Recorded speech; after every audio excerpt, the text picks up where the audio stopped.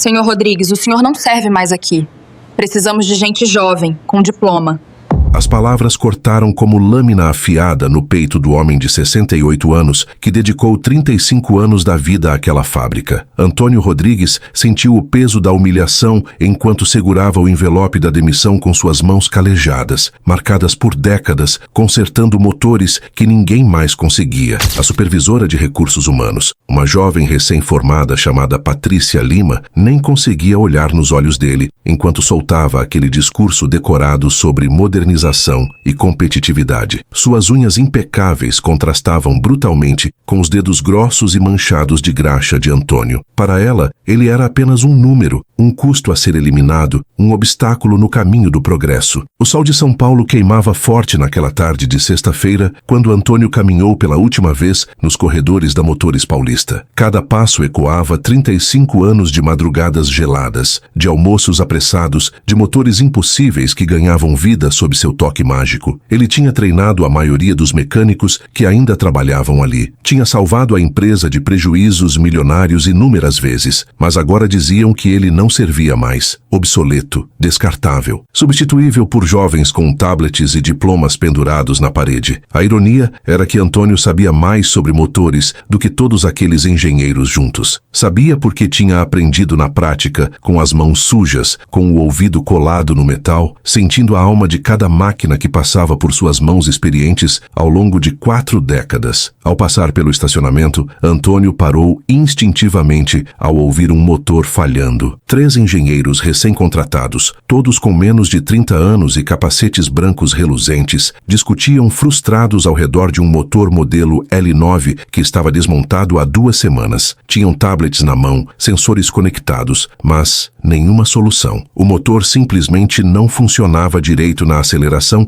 e ninguém conseguia descobrir o porquê. Já checamos absolutamente tudo, dizia um deles, o mais novo, ajustando os óculos de grau com irritação. Os diagnósticos computadorizados não mostram nenhuma anomalia. Todos os sensores indicam funcionamento perfeito, mas na prática continua falhando. Não faz sentido nenhum. Os outros 2 concordavam, mexendo nervosamente em seus equipamentos eletrônicos, como se a resposta fosse magicamente aparecer nas telas. Antônio se aproximou devagar, movido por décadas de instinto profissional. Aquele havia sido seu trabalho durante toda uma vida. Resolver o impossível, encontrar a falha onde os outros só enxergavam perfeição técnica nos papéis e computadores. Um dos engenheiros, notando sua presença, o olhou com certa arrogância, misturada com curiosidade sobre o que aquele velho de macacão surrado queria ali naquela área restringida. Com licença, senhor, mas esta é uma área técnica restrita, disse o rapaz com tom condescendente. Não trabalho mais aqui, respondeu Antônio calmamente, sem nenhum ressentimento na voz rouca. Acabaram de me demitir há meia hora, mas esse motor aí eu posso consertar. Os 3 engenheiros se entreolharam com expressões que misturavam ceticismo e desespero. Afinal, já tinham tentado absolutamente tudo. O mais velho deles, que não devia ter mais que 32 anos, deu de ombros com ar de superioridade ferida. Se o senhor quiser tentar, fique à vontade. Nós já esgotamos literalmente todas as possibilidades técnicas conhecidas. Fizemos todos os testes possíveis. Havia descrença na voz dele, mas também um fio de esperança escondido. Talvez aquele velho conseguisse o milagre que eles não conseguiram com toda a sua tecnologia moderna. Antônio se aproximou do motor com a reverência de quem cumprimenta um velho amigo querido. Não tocou em nada no começo, apenas observou com aqueles olhos treinados por milhares de reparações ao longo de décadas. Seus olhos percorreram cada componente, cada conexão, cada mínimo detalhe com a atenção de um artista examinando sua obra-prima. Então, vagarosamente, aproximou o ouvido da máquina e pediu: "Liguem ele." O barulho irregular encheu o ar da oficina. Os engenheiros franziam as testas, consultando ansiosamente seus instrumentos de medição sofisticados que custavam fortunas. Antônio fechou os olhos e simplesmente escutou, com aquela capacidade única que só 4 décadas de experiência pura podem proporcionar. No caos de metal vibrando e explosões internas, sua mente experimentada detectou algo sutil que sensor nenhum havia conseguido registrar nos relatórios técnicos. Era um ritmo quase imperceptível, uma irregularidade claridade tão sutil que falava de um problema mais profundo do que qualquer computador poderia diagnosticar. Aquele motor estava conversando com ele, contando seus segredos, revelando sua dor escondida que a tecnologia moderna não conseguia enxergar com todos os seus sensores caríssimos e programas de computador avançados. "Desliguem agora", ordenou Antônio suavemente, mas com autoridade inegável. Suas mãos calejadas se moveram com precisão cirúrgica em direção a uma válvula minúscula localizada na parte traseira do motor, praticamente invisível no meio de tantos componentes. Era tão pequena e aparentemente insignificante que os engenheiros nem tinham prestado atenção nela durante suas análises técnicas detalhadas. Antônio a ajustou levemente, apenas um quarto de volta, quase nada. "Podem testar agora", disse com tranquilidade. O motor rugiu para a vida, suave e potente como deveria ser desde o princípio. Os 3 engenheiros ficaram literalmente boquiabertos, com as mandíbulas caídas de puro espanto, olhando incrédulos para seus instrumentos que agora finalmente mostravam todas as leituras perfeitas que esperavam há semanas. Como o senhor soube exatamente onde estava o problema?" Começou a gaguejar o jovem dos óculos, completamente atônito com o que acabara de presenciar. Antônio apenas sorriu com aquela sabedoria tranquila de quem já viveu muito e viu muita coisa. Pegou seu envelope de demissão e caminhou em direção à saída da fábrica pela última vez, deixando para trás os murmúrios assombrados dos engenheiros que agora conversavam animadamente sobre o milagre que tinham acabado de testemunhar. O ronronar perfeito do motor que ele acabara de despertar ecoava triunfante pelas paredes da oficina vazia. 3 semanas se passaram desde aquele dia marcante na Motores Paulista. Antônio agora passava seus dias no mercado municipal, o coração pulsante de São Paulo, entre o aroma inebriante do café moído na hora e a algazarra característica dos vendedores anunciando suas mercadorias. Ele caminhava sem pressa nenhuma, apenas observando o fluxo constante da vida acontecendo ao seu redor como um rio interminável de pessoas e histórias. Sua aposentadoria mal dava para cobrir as despesas básicas do mês. Maria, sua companheira de 40 anos de casamento, tinha começado a fazer salgados para vender nos finais de semana para complementar a renda insuficiente. A humilhação da demissão ainda doía, mas Antônio tinha aprendido há muito tempo que guardar rancor só envenena a própria alma. A vida continuava, com ou sem a Motores Paulista, com ou sem reconhecimento da sociedade. Seu Antônio, uma voz conhecida o tirou dos pensamentos. Era Paulo Ferreira, dono de uma oficina mecânica pequena no bairro da Liberdade. Paulo tinha sido um dos seus aprendizes 20 anos atrás, quando era apenas um moleque de 17 anos com mais vontade do que conhecimento prático. Antônio o tinha ensinado tudo, desde como segurar uma chave inglesa corretamente até como ouvir o que um motor está tentando dizer. "Paulo, meu filho, como você está?", respondeu Antônio com genuíno carinho paternal. "Bem, seu Antônio, mas é verdade o que andam falando por aí? Que o senhor não está mais na Motores Paulista?", Antônio confirmou com um aceno de cabeça, sem dramatizar ou fazer vitimismo desnecessário. Paulo franziu o senho, visivelmente confuso e até indignado com a notícia que acabara de confirmar. A injustiça era gritante aos seus olhos. "Não consigo entender, seu Antônio. O senhor é o melhor mecânico que já conheci na vida. Meu pai sempre dizia que se Antônio Rodrigues não conseguisse consertar alguma coisa, era porque Deus não queria que aquilo funcionasse mesmo." Riram juntos daquela memória afetuosa. Mas o sorriso de Paulo se desfez rapidamente quando a realidade voltou. Ele tinha um problema sério nas mãos e talvez seu velho mestre pudesse ajudar. "Seu Antônio, tem um motor na oficina que está me deixando louco de desespero. É uma caminhonete que o dono já avisou. Se eu não resolver até o fim desta semana, ele vai levar para outro lugar e ainda vai espalhar que minha oficina não presta. O senhor poderia dar uma olhada? Seria uma enorme ajuda." Antônio não pensou 2 vezes. "Claro que sim, meu filho. Vamos lá ver o que está acontecendo com essa máquina rebelde." A oficina de Paulo era pequena, mas muito bem organizada, com ferramentas cuidadosamente guardadas e um ambiente que lembrou Antônio dos seus primeiros anos no ofício, quando ainda tinha sonhos imensos. O motor problemático era de uma caminhonete Ford 2018, que, segundo Paulo explicou com frustração crescente na voz, tinha chegado com falhas intermitentes que agora tinham se tornado constantes e preocupantes, ameaçando sua reputação profissional. "Já troquei as velas, o filtro de ar, revisei completamente o sistema de injeção eletrônica, verifiquei a parte elétrica. No papel está tudo absolutamente perfeito. Mas olha só, seu Antônio." Paulo deu a partida e o motor começou a trabalhar, mas tinha um tremor estranho e perdia potência gradualmente, depois de alguns minutos funcionando. funcionando. Era como se estivesse sufocando lentamente, pedindo socorro sem conseguir explicar o que estava errado com ele. Antônio se aproximou e, como tinha feito na fábrica semanas atrás, começou seu ritual sagrado de observação silenciosa e concentrada. Enquanto isso, Paulo desabafava sobre as dificuldades de competir com as oficinas grandes que tinham equipamentos de diagnóstico computadorizado caríssimos. Às vezes sinto que não sirvo mais para isso, seu Antônio. Os carros novos têm tantos sensores, tanta eletrônica complicada. Os clientes preferem ir onde tem máquinas que custam uma fortuna. Antônio sorriu enquanto suas mãos experientes exploravam o motor como um médico examinando um paciente. Sabe o que é o mais importante nesse ofício, Paulo? Perguntou sem tirar os olhos do trabalho. O que, seu Antônio? Respondeu o jovem mecânico, curioso com a sabedoria que estava prestes a ouvir. Escutar de verdade. As máquinas sempre contam o que está errado com elas, mas você precisa saber ouvir com o coração, não só com os ouvidos. Seus dedos calejados pararam em uma mangueira, que aparentemente estava perfeita aos olhos inexperientes. Apertou levemente e sentiu algo que não deveria estar ali. Uma pequena deformação interna, completamente invisível para quem apenas olhasse por fora, mas perceptível para o tato treinado de quem passou a vida toda sentindo motores. Essa mangueira aqui está entupida parcialmente por dentro, explicou Antônio pacientemente. Por fora parece nova, mas tem um coágulo de óleo velho lá dentro. Quando o motor esquenta, esse coágulo se expande e vai bloqueando cada vez mais a passagem do fluido. É por isso que funciona bem no começo e depois vai perdendo força. Paulo observou fascinado enquanto Antônio trocava a mangueira defeituosa. O motor voltou à vida imediatamente, funcionando suavemente como se estivesse agradecendo pela intervenção precisa. Incrível, murmurou Paulo com admiração genuína. Os sensores modernos não detectaram absolutamente nada disso. Os sensores são ótimos, meu filho, disse Antônio tocando a própria orelha e depois o peito. Mas não substituem isso aqui nem isso aqui. Um motor não é só metal e fios elétricos. Ele tem personalidade, tem humor, tem dias bons e dias ruins. Você precisa conhecê-los como conhece sua própria família, com paciência e dedicação. Paulo o observava com aquela mesma admiração de 20 anos atrás, quando era apenas um aprendiz sedento por conhecimento verdadeiro. Seu Antônio, o que o senhor vai fazer agora da vida? A pergunta pairou no ar por alguns segundos. Não sei, filho. Parece que o mundo não precisa mais de velhos como eu. O progresso não espera ninguém. Paulo ficou em silêncio por um momento. Depois sorriu com um brilho especial nos olhos. E se eu disser que conheço alguém que precisa muito do senhor? Alguém que vai valorizar de verdade o que o senhor sabe fazer? A ligação chegou numa terça-feira de manhã, quando Antônio regava pacientemente os vasos de pimentas no pequeno quintal da sua casa, no bairro do Ipiranga. Maria atendeu o telefone com aquela desconfiança natural que tinha de números desconhecidos. É para você, disse ela tampando o bocal do aparelho. Diz que é o engenheiro Mendes da transportadora Continental. Parece importante. Antônio secou as mãos molhadas no jeans e pegou o telefone com curiosidade. A voz do outro lado soava tensa, quase desesperada, carregada de urgência. Senhor Rodrigues, consegui seu número com Paulo Ferreira. Tenho uma emergência séria nas mãos e preciso muito da sua ajuda. É urgente mesmo. Ricardo Mendes era o diretor técnico de uma das maiores empresas de transporte do Sudeste brasileiro. Sua frota de mais de 250 caminhões movia mercadorias valiosas de São Paulo até a divisa com o Paraguai, e naquela manhã seu problema mais crítico tinha piorado muito. Uma hora depois, Antônio descia de um táxi em frente às instalações impressionantes da empresa na zona industrial. O lugar era grandioso, escritórios modernos e envidraçados, oficinas equipadas com tecnologia de ponta importada e dezenas de caminhões reluzentes estacionados em filas militarmente organizadas. Era um mundo completamente diferente das pequenas oficinas, onde tinha passado a vida toda, trabalhando com recursos limitados, mas com dedicação infinita. Ricardo Mendes o recebeu pessoalmente na recepção. Era um homem de aproximadamente 45 anos, com cabelos prematuramente grisalhos e o olhar aguçado e penetrante de quem construiu uma carreira inteira, resolvendo problemas complexos e tomando decisões difíceis. Seu diploma de engenharia mecânica estava emoldurado e pendurado pendurado com destaque na parede do escritório, ao lado de vários prêmios e reconhecimentos importantes da indústria de transportes. Era alguém acostumado ao sucesso e ao controle. Senhor Rodrigues, vou ser totalmente franco com o senhor, disse Ricardo enquanto caminhavam rapidamente pelos corredores até a oficina principal. Tenho um motor que está me custando literalmente milhares de reais por dia em prejuízos. É o coração do nosso caminhão mais importante, um Scania novíssimo, que transporta as cargas mais especiais e valiosas. Há um mês, ele começou a falhar de forma intermitente e ontem ficou completamente parado na estrada para o Paraná com uma carga urgentíssima. A oficina da empresa parecia um templo dedicado à tecnologia moderna, computadores de última geração conectados aos motores por cabos coloridos, telas gigantes mostrando dados em tempo real, com gráficos complexos e técnicos uniformizados operando equipamentos que custavam mais do que o salário de vários anos de Antônio somados. Era intimidador e impressionante ao mesmo tempo, um santuário do progresso tecnológico no seu esplendor máximo. Já gastamos mais de 150 mil reais só em diagnósticos especializados, continuou Ricardo com frustração evidente na voz cansada. Trouxemos especialistas certificados direto da concessionária, técnicos com todas as certificações internacionais possíveis. O motor passa em absolutamente todos os testes computadorizados, todas as simulações, mas quando está na estrada de verdade, em condições reais, ele falha misteriosamente. Simplesmente não sabemos mais o que fazer. Estamos desesperados. O Scania estava no centro da oficina espacosa, literalmente cercado por uma rede complexa de cabos de diagnóstico, como se fosse um paciente grave na UTI de um hospital. 4 técnicos com aventais brancos impecáveis monitoravam atentamente várias telas cheias de números, gráficos coloridos e códigos incompreensíveis para leigos. Engenheiro, disse um deles ao perceber a chegada de Ricardo, acabamos de finalizar o 6º teste completo e detalhado. Todos os parâmetros continuam perfeitamente normais. Pressão de óleo excelente, temperatura ideal, injetores operando a 100%. Ricardo se virou para Antônio com uma expressão de impotência total que contrastava dramaticamente com sua reputação profissional de sempre resolver o que parecia impossível. Como o senhor pode ver, Antônio, temos aqui a melhor e mais cara tecnologia disponível no mercado brasileiro, os equipamentos mais modernos do mundo. Mas ele nem precisou terminar a frase. Antônio entendeu perfeitamente a situação, não esperou o convite. Aproximou-se do motor imponente com aquela mesma atitude reverente que sempre mostrava. Os técnicos o observaram com uma curiosidade misturada com ceticismo bastante visível. Aquele senhor idoso de camisa de trabalho desbotada e botas surradas não se encaixava absolutamente nada no mundo deles de precisão digital milimétrica e protocolos rígidos. Parecia deslocado naquele ambiente de tecnologia de ponta. Posso fazer algumas perguntas básicas? Disse Antônio educadamente. Claro que sim, senhor Rodrigues. Fique à vontade, respondeu Ricardo, ansioso por qualquer nova perspectiva sobre o problema. Quando exatamente ele falha? Tem algum padrão identificável? Perguntou Antônio. É totalmente imprevisível, respondeu um dos técnicos consultando sua prancheta eletrônica cheia de dados. Às vezes falha depois de 2 horas rodando, outras vezes aguenta 6 horas sem problema nenhum. Não conseguimos encontrar nenhum padrão lógico no comportamento. Antônio continuou. Que tipo de carga estava transportando quando parou na estrada? Ricardo folheou rapidamente seus papéis procurando a informação. Maquinaria industrial pesada, aproximadamente 22 toneladas no total, mas isso está perfeitamente dentro da capacidade máxima de carga do veículo. Não deveria ser problema algum. Antônio acenou compreensivamente e começou sua análise meticulosa. Primeiro simplesmente observou tudo com atenção total. Depois, ouviu com concentração máxima o motor funcionando em marcha lenta. Suas mãos calejadas percorreram cuidadosamente componentes que todos os sensores sofisticados tinham declarado absolutamente perfeitos, buscando algo intangível que a tecnologia não conseguia medir.